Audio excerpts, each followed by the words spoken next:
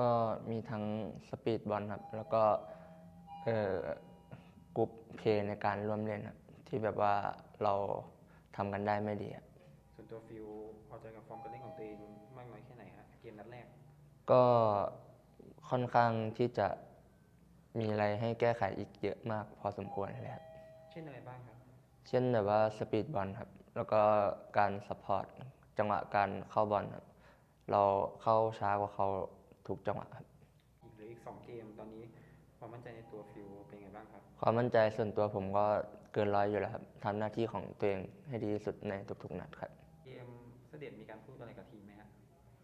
ก็มาสเตอร์ก็ให้กำลังใจครับให้พวกเราทุกคนสู้ต่อครับทำหน้าที่ของตัวเองให้ดีที่สุดครับเกมกับซาอุมองเจ้าภาพยังไงบ้างเพราะว่าเป็นเจ้าภาพด้วยได้เปรียบก็แน่นอนครับว่าการที่เรามาเล่นที่บ้านเขามันก็เขาก็มีความได้เปรียบมากกว่าเราอยู่แล้วครับฝากถึงแฟนบอลทีมชาติไทยทุกๆคนนะครับก็ขอให้เป็นกำลังใจให้พวกเราทีมชาติไทยU17ครับพวกเราจะทำหน้าที่ให้ดีที่สุดครับ